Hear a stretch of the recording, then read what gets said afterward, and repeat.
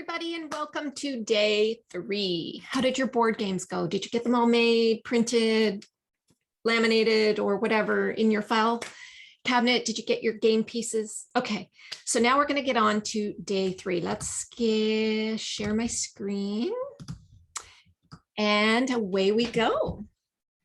Bingo games today. How to introduce the games and station rotations.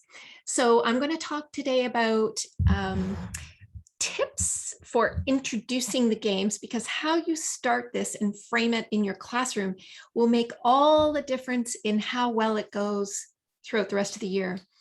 We're going to talk about how you create your groups, making a visual schedule or tote buckets for each group, and organizing a station rotation schedule.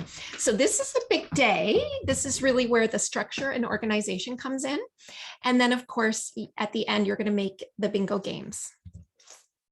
All right, so how does this work? When you're introducing the games, you're going to introduce, my suggestion, you can do it however you like, but my suggestion is that we introduce one game per week.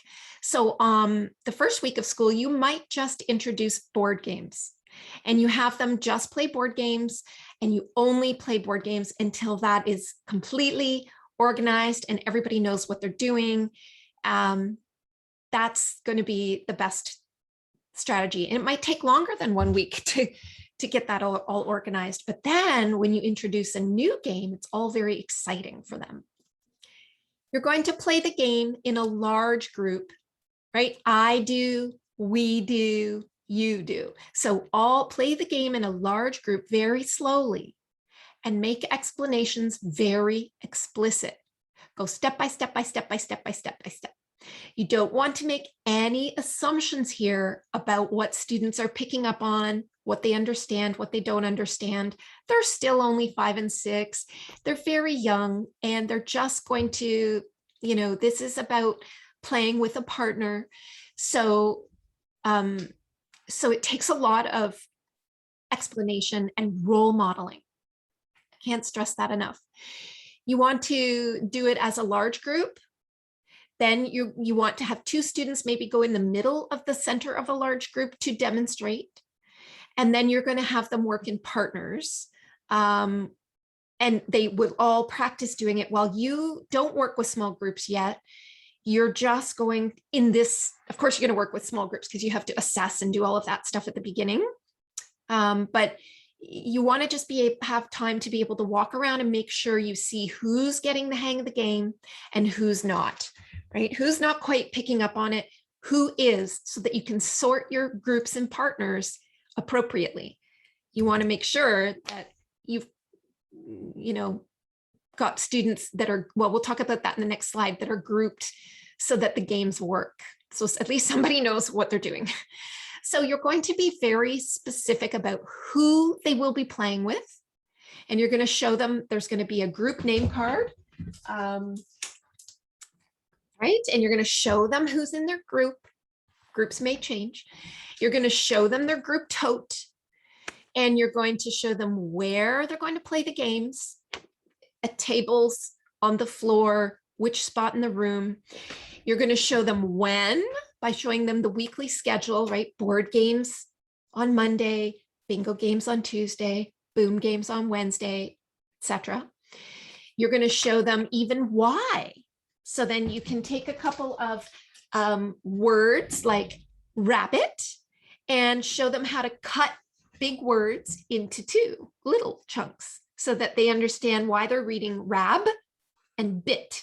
And that when they know rab and they know bit, they can read the word rabbit. And it makes it very exciting for them to learn right off the hop, no pun intended, that, that they're going to benefit from reading all of these little words. Even students who can read the words quickly and easily are going to enjoy learning about how words get divided into syllables. And we'll talk about that in day 5, I think. And so show them that. I usually take, I put R, A, 2 B's, right? And an I and a T on the board and show them how to divide that word into 2 chunks. So at first, group students with mixed abilities. So just like I said, these games take a lot of organization in terms of just whose turn is it, who goes when. And so you're going to want at least one good leader per group. Since students will be playing the same games week after week, they will get used to how to play the games, and then you won't need that leader so much. You'll be able to more shift the groups so that they're more ability focused, or focused in terms of how their spelling is going, competency is going, how their decoding is going. And so you can group them according to decoding knowledge. Then, so an example might be if you have a classroom of 20 first grade, grade 1 students, it would be ideal to have 5 groups, 4 students per group. Then you can work with one small group while 4 other groups, 16 students, are playing the games. So my suggestion is to make group name cards and then put magnets on the back and put them in a little protector so that you can just quickly move them around according to what bucket they're going to be using that day, what tote bucket they're going to use that day. And I just wanted to mention that you might already have a great system for your class for doing centers, or maybe you're using popsicle sticks and they put it, I don't know what you're doing, but if that works for you, do it. This is just a suggestion. The rotation schedule will look like this. So there are our group name cards underneath a number. So you're going to put the numbers on the board, and these are the tote bucket numbers. So you're going to have a tote bucket, and there's going to be a number inside. See, and each bucket will have your games in them. So you're going to put the names of the students on cue cards, print them out, put them in a page protector, put a magnet on the back, and then you can easily move the group names around. Plus you can switch the groups pretty easily too. You're going to print the numbers on the board, and just, as well as your name and any other teacher or assistant or parent volunteer who's going to be working in a small group with children. So each day you just have to move the name cards around, and then they have to look for their name. Oh, I'm number 3. So they have to look for bucket number 3 or tote number 3 and go there, and everything will be in that tote that they need. So, so then eventually when you're grouping your groups according to decoding knowledge, you're going to be able to fill the buckets and put them in, you're going to be able to fill those buckets. So group number 1 has a lot of decoding knowledge and spelling knowledge. And so you're going to be able to choose higher level games for them or words. And then, you know, group number 4 is still challenged with CVC. Then you're going to be able to group just the CVC games still in that bucket. So you're going to be able to match, you're just going to be able to plunk the games in from your file, grab them from your filing system, and you're going to be able to put them in, and that's it. You're going to be able to organize your tote buckets according to who's in that group. So here's the schedule. I have this handy dandy chart for you to figure out, okay, how many, so not only the bingo game really will be good for 4 students. So students will be working in groups of 2 to 3, depending on who's there that day. Some students are absent. The games are structured so that they can work if there are at least 2 people. And as I said, with the bingo game, up to 4 people can play that one game. So also on the right, you will see what each student, or what you need to put in the tote bags, in the tote buckets.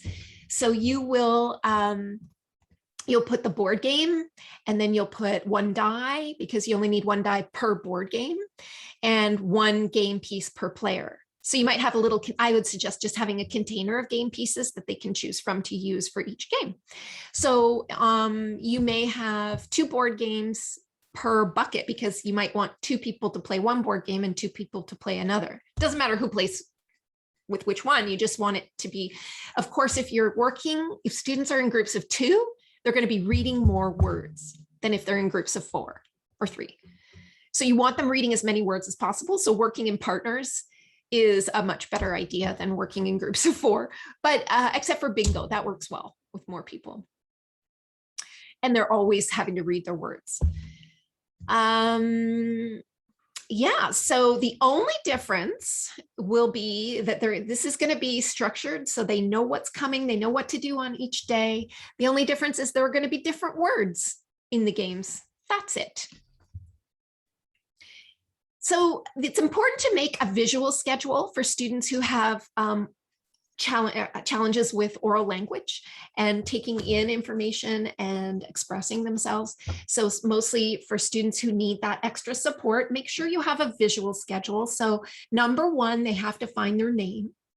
Number 2, they have to find the bucket. So if my name is Gloria, I'm going to look for number 2. So I'm going to look for bucket number 2 and sit with my group. And then I'm going to play the games that my teacher has given me in the bucket. I'm going to play that game. And then 4th, I'm going to take my notebook out and I'm going to print the date and 2 to 5 words per game, or from the game that I just played, and then write a sentence or 2 or even 3 using the words for that game. Capital at the beginning, period at the end, or punctuation. That's it. That's all they have to do. That's giving them a lot to do while you're working with your small group. So inside the tote bucket, you have to include the game, right? So include which games they're playing, 2 games if 4 people are there, their notebook, the pencils, the game markers, the dice, whatever it is you need. For bingo, I should have put in there the popsicle sticks because that's where you're going to write the names for the bingo. That's how you're going to do the bingo games. So it shouldn't have been game markers. It should have been bingo sticks in there. And then outside of the bin, you're going to have this visual schedule so that it's the same all the time. They know exactly what to do. And you could also make a larger one of this visual schedule so that you've got that up in the room as well as on the tote bucket. So they should have those steps 1, 2, 3, 4 in a large space in your room as well as on the tote bucket. And then you just move the groups under the correct bucket and move around the games and you're set. All right, so your assignment today is to make the bingo games. There are 40 games provided. Lots and lots of games because really you need to have fun with bingo. The more the merrier. So it's set up so that you can have 4 students playing the short O game.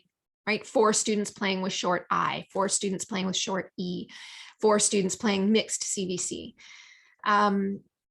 So this is what you have to do today. You want to download and print the bingo games, add a container jar of game pieces to the filing box. So students, doesn't matter, they could be just buttons. So I would suggest that they just have a container of buttons each for the bingo games. So it doesn't matter what color they are, what size they are, because it's only going on their game board. That's it. So it doesn't matter what size or color, they just need a little container of game pieces for their own bingo game. So you will have 4 little containers per tote bucket, 1 for each student. And here's where you have the work. So after you print and you put it into Page Protector and you file it, you're going to have to make your popsicle sticks with words. So what you're going to do is print all the CVC words. I'm going to have an attached list of CVC words for you that you can use. And you're going to write all the short O words on popsicle sticks. And here we go. There you are. So, here I did short A. So all your short A words are here on the popsicle sticks. Okay, so you've got all these short A words and they go upside down in your cup, or you put an elastic around them so they don't get lost. And then you put them upside down in their cup. And then when we play the game, they take turns picking a thing. So I pick a stick, had, And so they show that to everybody, had. And then everybody has to look to see if they have had and then put their marker on. Now it's somebody else's turn. They get to pick a stick, tap. And why I like them on sticks is because there's no, it's usually not too hard to make it go the right way. You know, sometimes the P's and the D's and the B's look all upside down. I've written the words, so they're always going to be on this side, so students can always make them go the right way. So if it's long, like a popsicle stick, first of all, it's fun and tactile to use. Then you put the name here in the corner, and then they know that the word always has to be over here, and then they can read it. So then you do that for all your short O words, put them in an elastic, and you're done. Then you make all short U, it takes a while, take all short A, E, I, O, U, then you have to make, I suggest though you don't do this for mixed CBC when you mix them all up, or for the confusions, because that's just going to be way too many popsicle sticks. I mean, you could, but way too many popsicle sticks. So you could either only do separate games with short A, E, I, O, and U. And then when you're sure everybody in your class has mastered CVC, or sorry, short A, E, I, O, and U separately, then you can use these popsicle sticks and blend them together. But you'd have to have every CVC word. So what's better is what I just do is you take a cue card and cut it in half and write the words on cue cards. No big deal. It's not as fun as the popsicle stick, but you could do sort of a combination, whatever you like, just a suggestion. Okay, so that is it for day 3. You are set to go. Go download those games, put them in page protectors, add them to your filing box, and make your popsicle sticks and get your game pieces ready. And you are all set for bingo day. For bingo day. Just want to make sure there's nothing else. Oh yeah, and I just wanted to remind you of our goal here is to improve fluency and comprehension by engaging them in motivating games that develop efficient permanent storage in words. And what do we need to have efficient permanent storage of memory and storage of words in memory? We need them to make up a sentence. So the person who pulls the word has to say tap. I am going to tap on my friend's head, or I'm going to tap on the window. Tap. So that's really an important part of making sure they're reading the word and having meaning, because some of the words like, you know, might be harder than others to figure out, right? Okay. I think that's it. Just make sure that, oh yeah, just make sure that they are saying their sentences. Okay, we'll see you tomorrow. Bye-bye.